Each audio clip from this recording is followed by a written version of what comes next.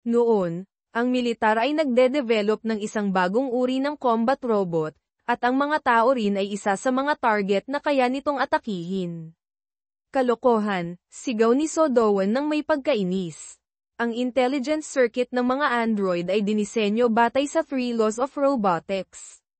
Hindi sila pwedeng manakit ng tao. Habang nagtatalo silang dalawa, si Chonma naman ay nakatuon lamang kay Sancha sa tabi.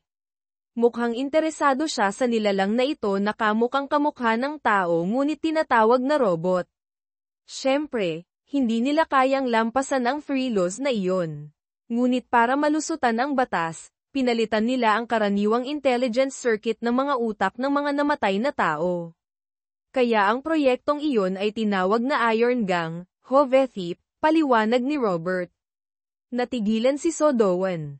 Kung tama ang sinabi ni Robert, ang proyektong ito ay napakakasuklam-suklam at hindi makatao.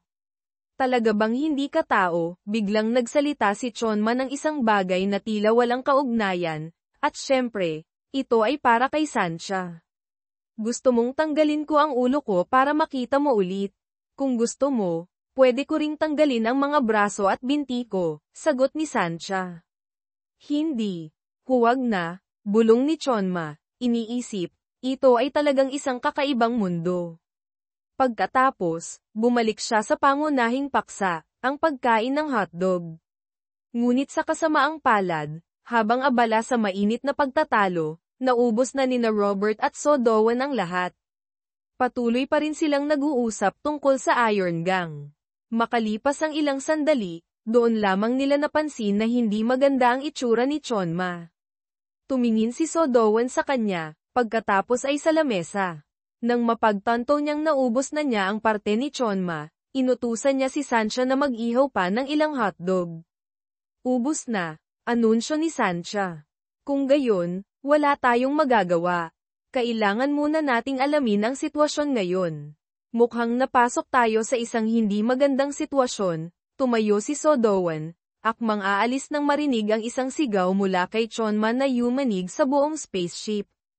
Napakawalang galang. Tapos na ang panahon ng martial arts, ngunit naglakas loob kayong nakawin ang aking pagkain. Ang galit ni Chonma ay nag-aalab, ngunit sina Sodowan at Robert ay hindi pa rin napagtatanto ang panganib na ito. Kahit hindi nyo alam ang aking tunay na pagkatao, ako pa rin ang kataas-taasang heavenly demon. Paano kayo naglakas loob? Ang mukha ni Chonma ay parang gusto nang lipulin ang buong kalawakan.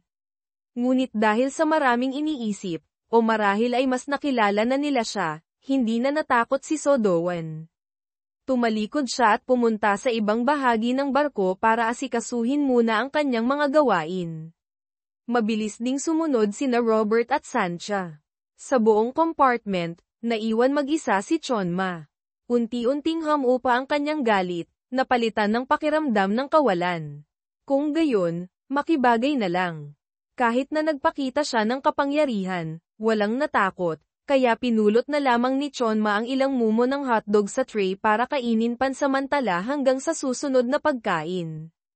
Bumalik sina Sodowan at Robert sa bundok Hua, Mount Hua, muli. Maingat nilang sinuri ang bawat robot, o mas tamang sabihin, bawat piraso ng sirang robot na nagkalat sa lupa. Ang pangit ng pagkakagawa, halatang komento ni Robert. Hindi lang mahina ang alloy material na ginamit sa pagbuo ng robot, may problema rin ang mga joints nila. Dahil mga unang modelo pa lang sila, hindi pa ang pinal na bersyon, sagot ni Sancha. Pagkatapos, maingat niyang sinimulang i-scan ang ulo ng isang robot. Simple lang din ang kanilang neural network. Ang intelligence circuit ay nilagyan ng M207 chip, basic lang. Sa antas na ito, nakakahiya na tawaging artificial intelligence ang mga basurang bakal na ito, naiinis na sabi ni Sancha. Ibinato ang ulo ng robot na hawak niya. Ang M207 chip na sinabi mo ay optimized para tumanggap ng utos. Kaya ang mga robot na ito ay ganap na kulang sa sariling kalooban. At nangangahulugan din iyon na sila ay remote-controlled. Mas partikular, kinokontrol sila ng bawat individual na unit. Sa labanan kanina, Ang kabuuang bilang ng mga robot na umatake sa kanila ay 9,817. At nangangahulugan din itong hindi bababa sa 9,817 utak ng tao ang naikonekta sa mga robot na ito. Nang marinig ito mula kay Sancha, isang hindi kapani-paniwala at nakakatakot na ideya ang pumasok sa isip ni Sodowan. Ano ang kabuuang populasyon ng bundok Hua? 9,818, malamig na sagot ni Sancha. Isa lang ang nawawala. Malinaw na ito tulad ng liwanag ng araw. Isang puwersa ang pumatay sa lahat ng residente ng bundok Hua para gamitin sila sa pagbuo ng hukbong Iron Gang na ito. Samantala, sa lugar ni Jong Rilta, katatapos lang kumain ng merienda ni Cho Danyi. Pagkatapos mabusog, nagbigay siya ng desisyon, ay lockdown at higpitan ang paggalaw sa buong District 32 ng kulto ng makalangit na demonyo, kasabay ng agarang pagpapabalik sa lahat ng tauhan na nakadeploy. Ngunit bakit po? Nagtatakang tanong ni Jo Chunrock. Ito ay isang panahon ng maraming pagbabago. Masyadong mahaba na ang 2,000 taon ng kapayapaan.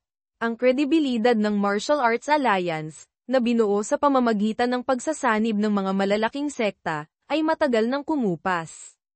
Alam mo ba kung ano ang mangyayari kapag ang pangil ng tigreng naghahari sa bundok ay nalagas, sabi ni Cho Danyi. Pagkatapos sumagot ni Cho Danyi, nagtanong siya pabalik, ano ang mangyayari kapag ang pangil ng tigreng naghahari sa bundok ay nalagas? Ang mga lobo ang mamamahala sa bundok, sagot ni Jong Rilta. Mali, susubukang maging tigre ng mga lobo. Bubuo sila ng mga kawan dahil nawala na ang tigre, at sisimulan nilang ipatupad ang mga pamantayan ng tigre sa kanilang uri. Sa panahong iyon, ang mga kapwa lobo ay magmumukhang mahina dahil mas mahina sila kaysa sa tigre. Ayon sa iniisip ni Cho Danyi, ang unang magiging target sa mga ganitong pagkakataon ay ang pinakamalakas na lobo. At dahil sa kanilang ugali sa pangangaso kapag bumubuo ng kawan, ang mga natitirang lobo ay magtitipon para lipulin ito.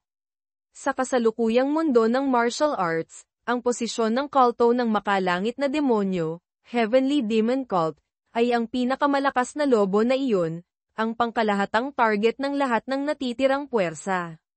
Kaya, naniniwala si Cho Danyi na kailangan nilang kumilos ng may lubos na pag-iingat. Ang ibig ninyong sabihin, ang hindi kilalang tao na gumagamit ng martial arts ng ating sekta ay may kinalaman dito, patuloy na tanong ni Jong Rilta, malinaw na tinutukoy si Chonma.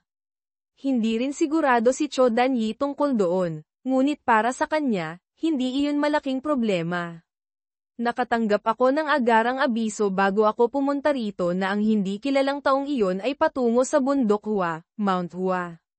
Nang marinig ni Jong Rilta ang bundok Hua, muli na namang nagbago ang kanyang mukha. Ngunit mabilis nang bumalik si Cho Danyi sa kanyang spaceship at umalis sa District 32 nang walang karagdagang paliwanag. Bago umalis, pinaalalahanan lamang niya si Jong Rilta ng isang bagay, sa kasalukuyang sitwasyon, lahat ng kilos ay dapat gawin ng may lubos na pag-iingat.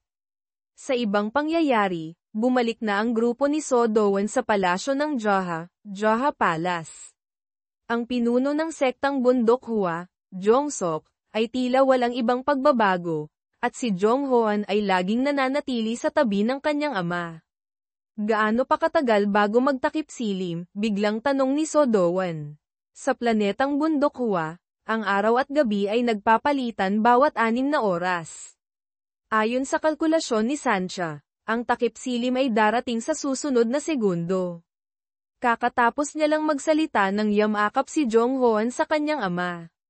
Bagaman walang malay, hinaplos pa rin nito ang ulo niya, pagkatapos ay humigop ng tsaa, nagbasa ng libro sa hardin, mga kilos na tulad ng bago siya umalis para sa kanyang huling tour noong nakaraang taon.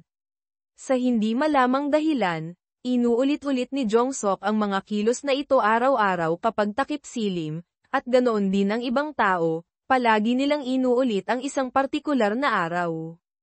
Gayunpaman, ngayon ay hindi katulad ng unang araw na lumapag sila sa bundok Hua. Kahit nagsimula na ang pinuno ng bundok Hua sa kanyang paulit-ulit na gawain, nagulat si Robert, na nakatalaga sa pagmamasid sa mga lansangan, na wala ng ibang lumitaw. Anong nangyayari dito, Sancha? Tanong ni Sodowan.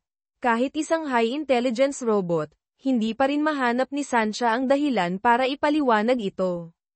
Ngunit may ibang bagay, ang mga residente ng bundok Hua ay hindi pa lumilitaw, habang si Sodowan naman ay unti-unting nagiging transparent. Doon lang napatingin si Sodowan pababa at natuklasang nawala na ang kanyang dalawang kamay. Ang kanyang katawan ay unti-unti ring naglalaho, kahit nabuo pa ang kanyang kamalayan. Nawawala ang life signs ng kapitan.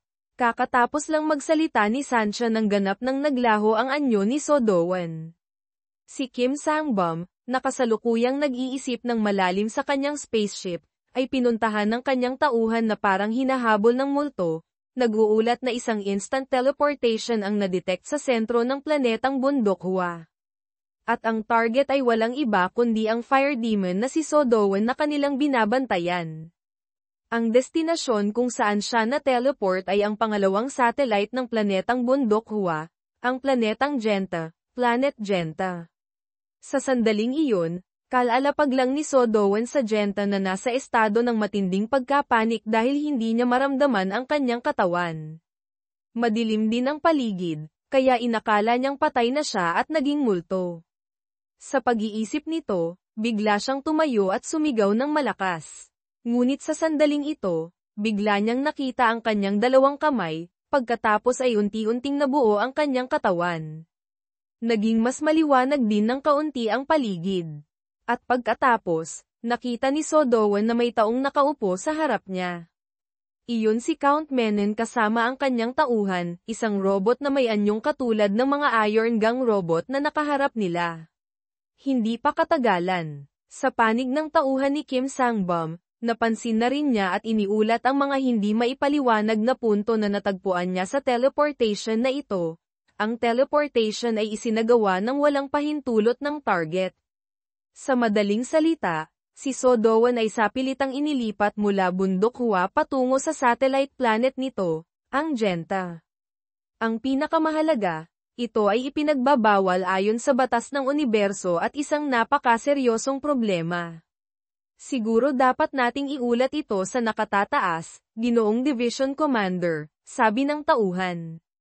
Si Kim Sang-bum ay natahimik sandali, pagkatapos ay nagtanong pabalik, mayroon pa bang mas mataas na awtoridad kaysa sa akin?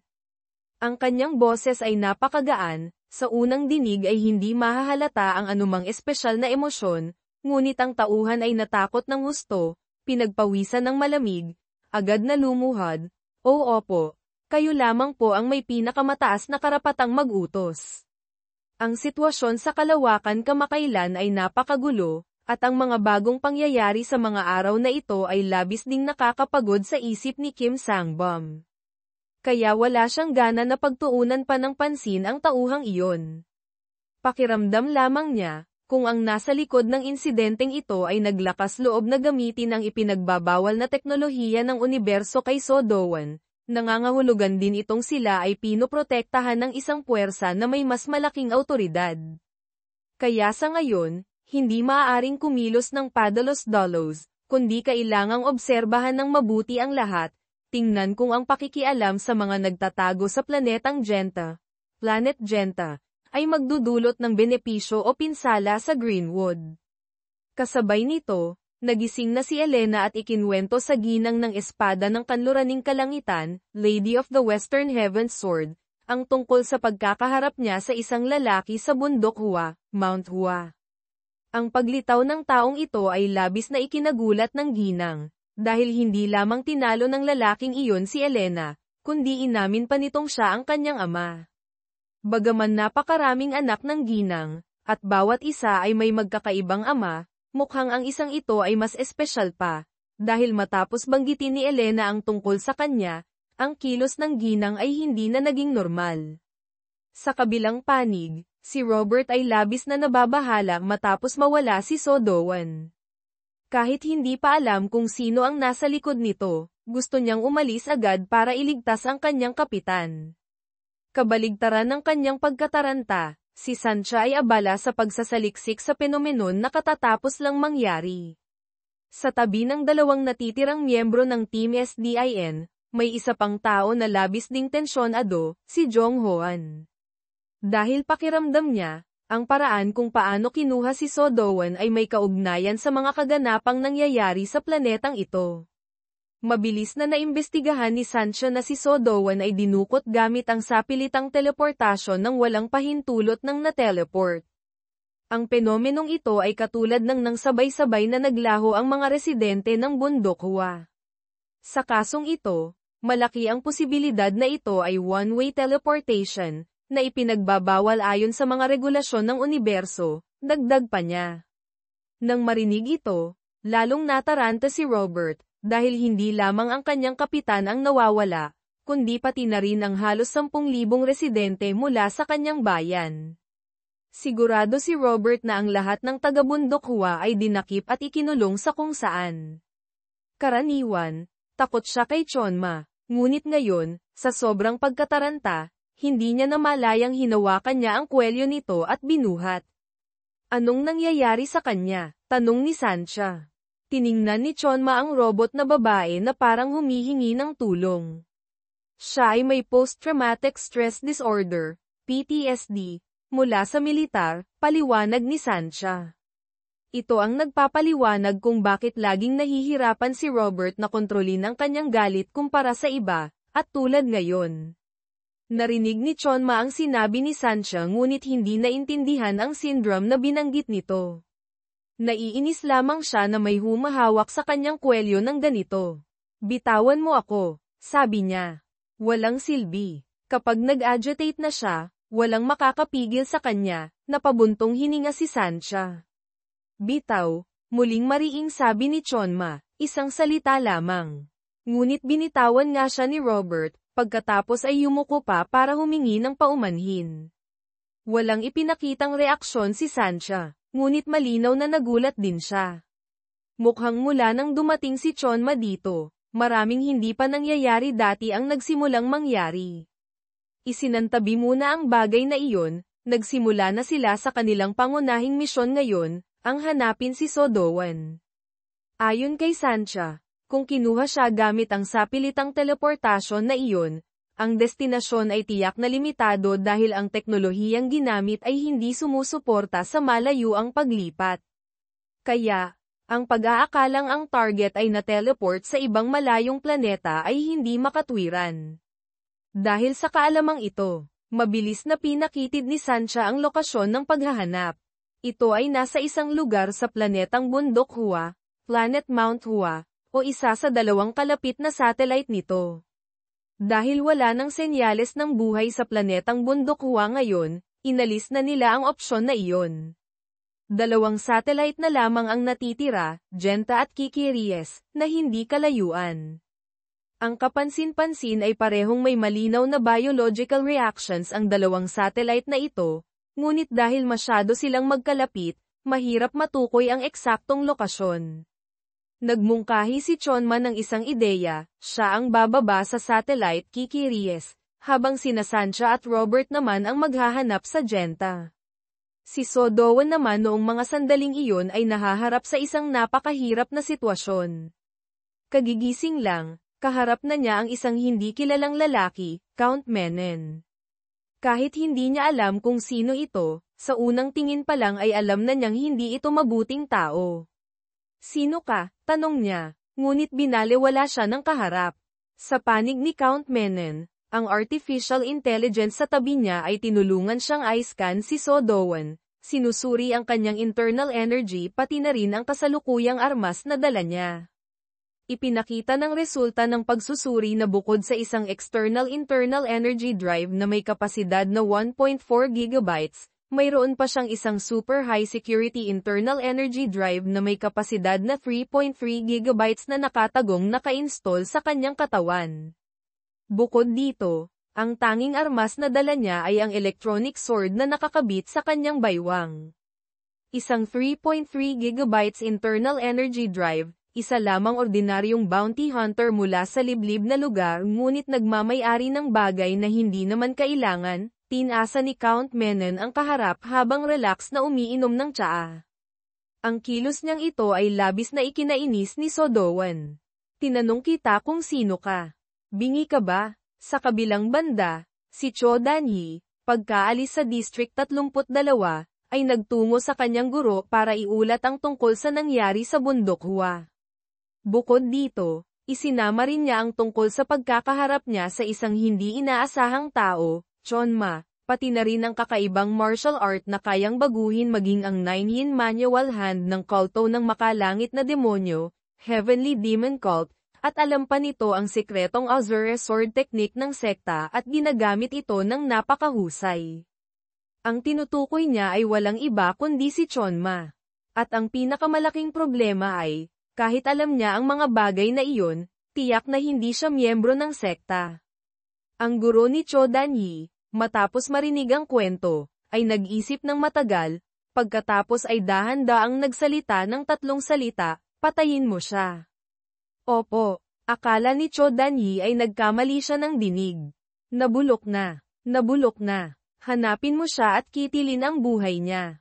Tiyakin mong makikitil mo ang buhay niya. Halos umungol ang kanyang guro, ang mukha ay nawalan na ng dating kalmadong anyo, mas mukha na siyang halimaw kaysa tao ngayon. Bumalik tayo sa satellite Genta at sa walang takot na si Sodowan.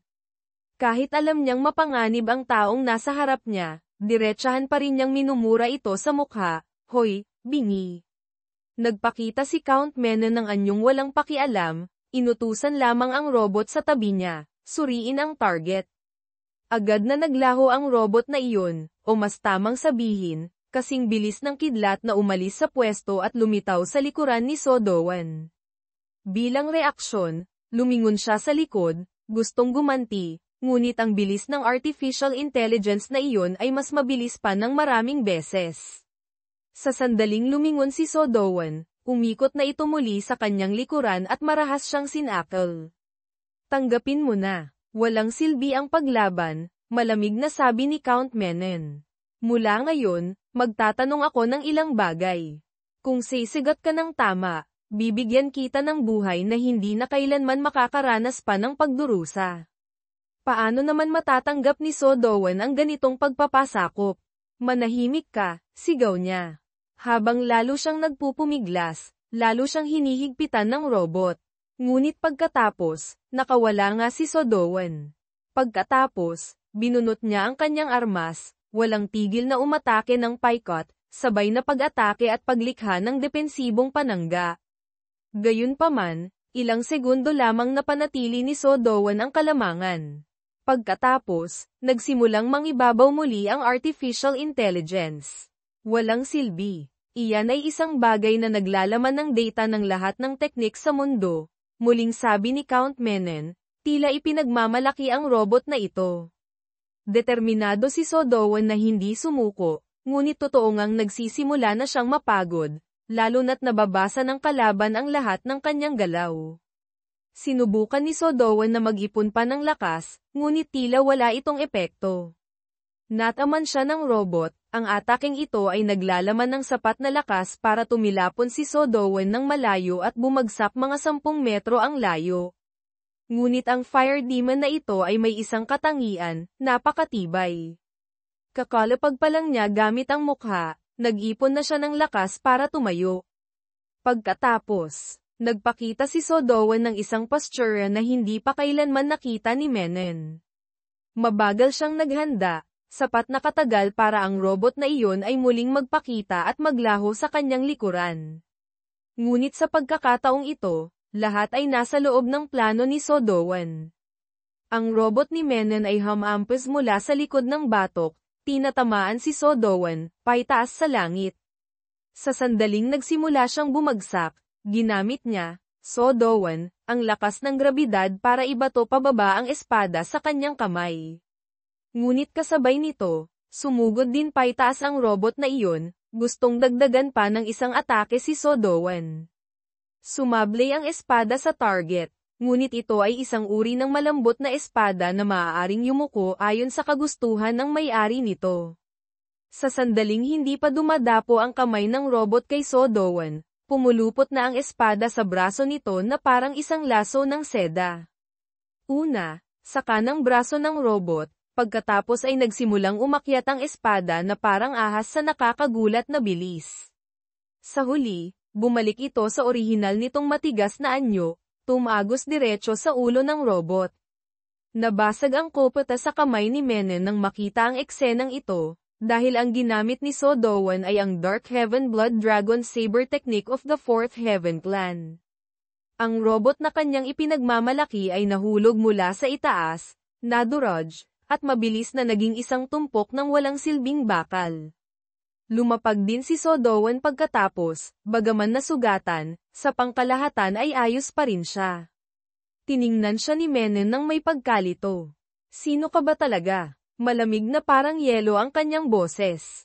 Alam ni So-dowan na nasa gulo siya, dahil ang Fourth Heaven Clan ay napuksa na 10 taon na ang nakalipas, walang anumang bakas na natira.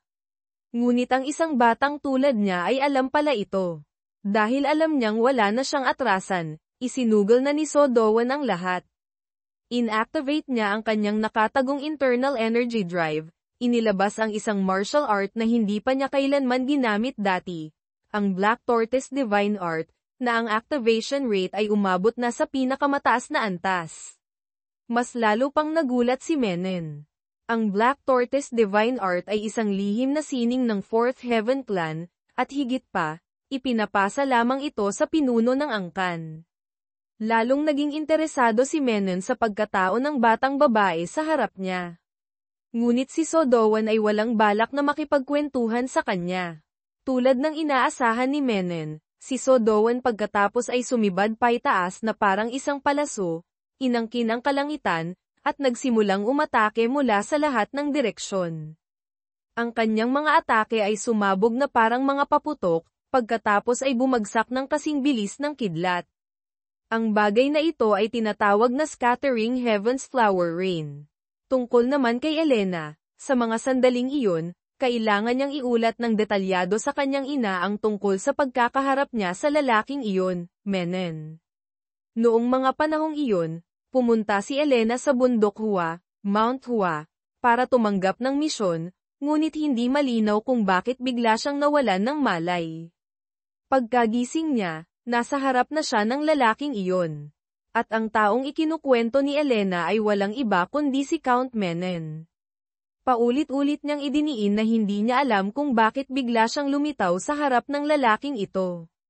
Ngunit ang ginang ng espada ng kanluraning kalangitan, Lady of the Western Heavens Sword, pagkarinig pa lang, alam na agad, gumamit ito, Menon, ng one-way teleportation, isang bagay na ipinagbabawal sa batas ng universo.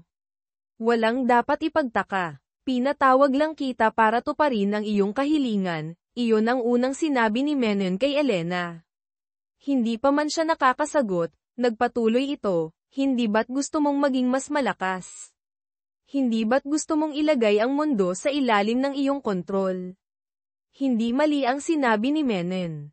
Iyon ang dahilan kung bakit kahit natanggap na niya ang titulong 8-foot war demon, si Elena ay laging naglalakbay at nakikipaglaban, ginagawang arena ang buong universo. Gayunpaman, ang landas na iyon ay lalong nagiging malabo, ito ang nagpapalubog sa kanya sa kawalan ng pag-asa, at palagi siyang umiiyak gabi-gabi. Sinabi ni Menon na iyon ang dahilan kung bakit niya ito tinawag, para bigyan si Elena ng lakas na sapat para tumingin pababa sa buong sangkatauhan. Bagaman binabasa ng lalaking ito si Elena na parang isang libro, malinaw na wala siyang anumang impresyon tungkol sa kanya. At ang bagay na ito ay labis na ikinainis ni Elena. Sino ka? Ano ba talaga ang pinagsasabi mo? Tanong niya. Si Menon ay marahang tumayo mula sa kanyang upuang gawa sa balat ng leopard, saka sumagot ng isang bagay na tila walang kaugnayan. Tama, dahil kapag hinarap lamang ito, saka lamang natin maiintindihan. Pagkatapos noon, naglaban silang dalawa. Ngunit kahit ilabas pa ni Elena ang lahat ng kanyang kakayahan, hindi siya nanalo. At iyon din ang sitwasyon ni So Do-won ngayon, ang kanyang leeg ay mahigpit na hawak ng konde na iyon, Menon, halos hindi na siya makahinga. Marahil dapat nating iulat ito sa nakatataas, Ginoong Division Commander, sabi ng tauhan. Si Kim Sang-bum ay natahimik sandali, pagkatapos ay nagtanong pabalik, mayroon pa bang mas mataas na awtoridad kaysa sa akin? Ang kanyang boses ay napakagaan, sa unang dinig ay hindi mahahalata ang anumang espesyal na emosyon, ngunit ang tauhan ay natakot ng husto, pinagpawisan ng malamig, agad na lumuhad, "O opo, kayo lamang po ang may pinakamataas na karapatang mag-utos." Ang sitwasyon sa kalawakan kamakailan ay napakagulo, at ang mga bagong pangyayari sa mga araw na ito ay labis ding nakakapagod sa isip ni Kim Sang-bum. Kaya wala siyang gana na pagtuunan pa ng pansin ang tauhang iyon. Pakiramdam lamang niya, kung ang nasa likod ng insidenteng ito ay naglakas loob na gamitin ang ipinagbabawal na teknolohiya ng universo kay So Do-won, nangangahulugan din itong sila ay pinoprotektahan ng isang puwersa na may mas malaking awtoridad. Kaya sa ngayon, hindi maaaring kumilos ng padalos-dalos, kundi kailangang obserbahan ng mabuti ang lahat. Tingnan kung ang pakikialam sa mga nagtatago sa planetang Genta, Planet Genta, ay magdudulot ng benepisyo o pinsala sa Greenwood. Kasabay nito, nagising na si Elena at ikinwento sa ginang ng espada ng kanluraning kalangitan, Lady of the Western Heaven's Sword, ang tungkol sa pagkakaharap niya sa isang lalaki sa bundok Hua, Mount Hua. Ang paglitaw ng taong ito ay labis na ikinagulat ng ginang. Dahil hindi lamang tinalo ng lalaking iyon si Elena, kundi inamin pa nitong siya ang kanyang ama. Bagaman napakaraming anak ng ginang, at bawat isa ay may magkakaibang ama, mukhang ang isang ito ay mas espesyal pa, dahil matapos banggitin ni Elena ang tungkol sa kanya, ang kilos ng ginang ay hindi na naging normal. Sa kabilang panig, si Robert ay labis na nababahala matapos mawala si So Do-won. Kahit hindi pa alam kung sino ang nasa likod nito, gusto niyang umalis agad para iligtas ang kanyang kapitan. Kabaligtaran ng kanyang pagkataranta, si Sancha ay abala sa pagsasaliksik sa penomenon na katatapos lang mangyari. Sa tabi ng dalawang natitirang miyembro ng Team SDIN, may isa pang tao na labis ding tensyonado, si Jong Hoan. Dahil pakiramdam niya, ang paraan kung paano kinuha si So Do-won ay may kaugnayan sa mga kaganapang nangyayari sa planetang ito. Mabilis na naimbestigahan ni Sancho na si So Do-won ay dinukot gamit ang sapilitang teleportasyon ng walang pahintulot ng na-teleport. Ang penomenong ito ay katulad ng nang sabay-sabay na naglaho ang mga residente ng bundok Hua. Sa kasong ito, malaki ang posibilidad na ito ay one-way teleportation, na ipinagbabawal ayon sa mga regulasyon ng universo, dagdag pa niya. Nang marinig ito, lalong nataranta si Robert, dahil hindi lamang ang kanyang kapitan ang nawawala, kundi pati na rin ang halos 10,000 residente mula sa kanyang bayan. Sigurado si Robert na ang lahat ng taga-bundok Hua ay dinakip at ikinulong sa kung saan. Karaniwan, takot siya kay Chonma, ngunit ngayon, sa sobrang pagkataranta, hindi niya namalayang hinawakan niya ang kwelyo nito at binuhat. Anong nangyayari sa kanya? Tanong ni Sancha. Tiningnan ni Chonma ang robot na babae na parang humihingi ng tulong. Siya ay may post-traumatic stress disorder, PTSD, mula sa militar, paliwanag ni Sancha. Ito ang nagpapaliwanag kung bakit laging nahihirapan si Robert na kontrolin ang kanyang galit kumpara sa iba, at tulad ngayon. Narinig ni Chonma ang sinabi ni Sancha ngunit hindi naintindihan ang syndrome na binanggit nito. Naiinis lamang siya na may humahawak sa kanyang kwelyo ng ganito. "Bitawan mo ako," sabi niya. Walang silbi. Kapag nag-agitate na siya, walang makakapigil sa kanya, napabuntong hininga si Sancha. "Bitaw," muling mariing sabi ni Chonma, isang salita lamang. Ngunit binitawan nga siya ni Robert, pagkatapos ay yumuko pa para humingi ng paumanhin. Walang ipinakitang reaksyon si Sancha, ngunit malinaw na nagulat din siya. Mukhang mula nang dumating si Chonma dito, maraming hindi pa nangyayari dati ang nagsimulang mangyari. Isinantabi muna ang bagay na iyon, Nagsimula na sila sa kanilang pangunahing misyon ngayon, ang hanapin si Sodowan. Ayon kay Sancha, kung kinuha siya gamit ang sapilitang teleportasyon na iyon, ang destinasyon ay tiyak na limitado dahil ang teknolohiyang ginamit ay hindi sumusuporta sa malayuang paglipat. Kaya, ang pag-aakalang ang target ay na-teleport sa ibang malayong planeta ay hindi makatwiran. Dahil sa kaalamang ito bukod sa pagdarasal kanina, si Robert ay yumukod din nang malaman na ang batang ito, Cho Dan-yi, ay isang mataas na opisyal ng kulto ng makalangit na demonyo, Heavenly Demon Cult. Ngunit matapos marinig ang sinabi nito, na walang magagawa, hindi na niya napigilan ang galit. Tigilan mo na ang pagsasalita ng walang kwenta. Manahimik ka at umalis ka dyan. Kami na mismo ang magliligtas sa aming kapitan. Kung hahadlangan mo kami, wala kaming pakialam kung sino ka, hindi ka namin hahayaan. Hindi pa rin. Makontrol ni Robert ang galit, pinapalo ang mesa. Si Chonma naman ay mas kalmado, ngunit diretsahan ding ipinahayag ang kanyang pananaw, hindi nila balak makialam, ngunit hindi rin nila balak sundin ang mga sinabi ni Cho Dan-yi. Sa halip, naku-curious siya kung bakit bigla na lang itong sumulpot dito at nagbigay ng napakahalagang impormasyon sa kanila. Siyempre, maiintindihan ko iyon sa paraang gusto mo kaming gamitin bilang kasangkapan at takasan ang responsibilidad, di ba? Walang pakialam na sabi ni Chonma, iniisip sa sarili na ang batang nasa harap niya ay hindi pa nga tumutubo ang buhok ngunit sinusubukan na siyang manipulahin. Ang kilos niya mula simula hanggang dulo ay nanatiling kalmado, na talagang nagpangamba kay Cho Dan-yi. Matapos ang sandaling katahimikan, bigla siyang nagtanong tungkol sa pangalan ni Chonma. Ngunit sa halip na sumagot, nagtanong pabalik si Chonma, ito ba ang tunay na dahilan kung bakit ka nandito? Natigilan si Cho Dan-yi. Nang makita ito, nagpatuloy si Chonma, kung hindi, hindi mo na kailangang malaman. Wala na tayong dapat pag-usapan mula ngayon. Ang tindig ni Chonma ay napakatatag. Pagkasabi nito, agad siyang tumayo. Mabilis ding tumayo si Cho Dan-yi. Sa pagkakataong ito, tinanong niya kung ano ang relasyon ni Chonma sa kulto ng makalangit na demonyo. Ngunit itinanggi niya ito nang hindi man lang nag-iisip. Gayunpaman, hindi gaanong naniwala si Cho Dan-yi. Dahil total, ang martial art na ginagamit ni Chonma ay mula rin naman sa kulto.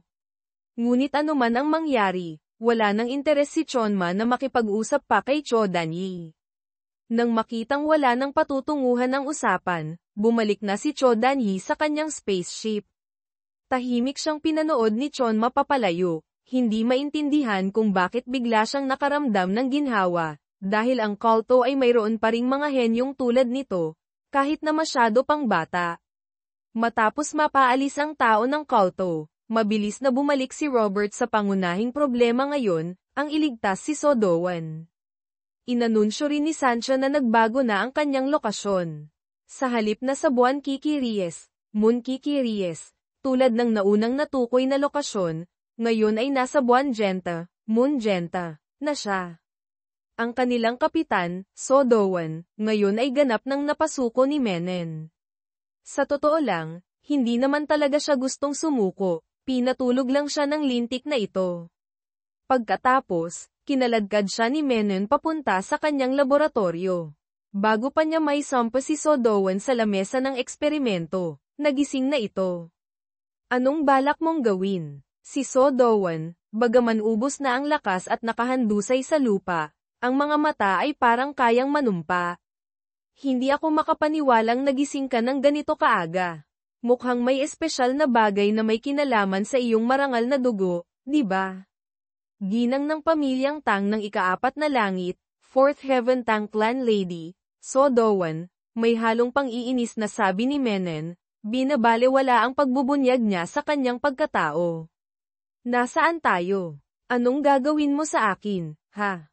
Huwag kang mag-alala. Malapit na kitang palayain mula sa mga pagdurusa ng mundong ito.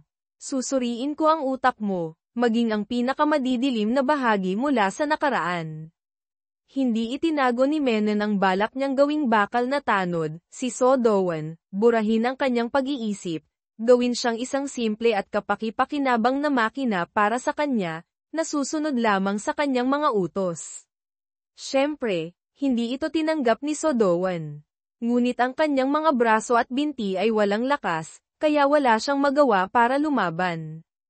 Ang dahilan ay, kanina, matapos patulugin si Sodowan, isinara ni Menon ang lahat ng meridian sa kanyang katawan, at maingat pang pinaparalisa ang kanyang central nervous system. Ang katawan ni Sodowan ngayon ay hindi na sumusunod sa kanya. Maaari lamang siyang humiga ng tahimik at hayaan siyang gawin ang anumang gusto nito. Sa kanyang lamesa ng eksperimento, may 4 na pang-ipit para sa 2 binti at 2 braso, na nakabukas na ngayon. Si Sodowan ay tensyonado, galit, at takot, ngunit hindi pa rin niya makontrol ang kanyang katawan. Sinabi ko nang huwag ka nang lumaban ng walang saysay, tamad na sabi ni Menon. Ngunit ang sumunod na eksena ay nagpatigas sa kanya. Sa isang mahiwagang paraan, tumayo si Sodowan. Bagaman mukhang mahina, ang kanyang mga mata ay puno ng katatagan. Dugo mula sa kanyang 7 butas, ilong, mata, tainga, bibig, ang walang tigil na dumadaloy. Huwag kang managinip ng gising, tarantado.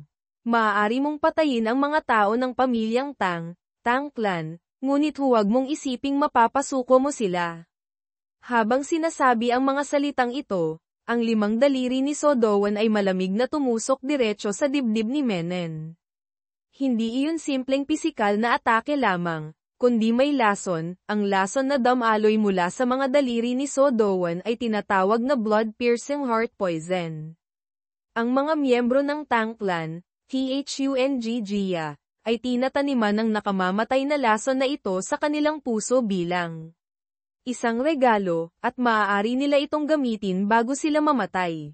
Natakot si Menon pagkatapos ay nagsimulang magpumiglas, hinawakan ang braso ni Sodowan.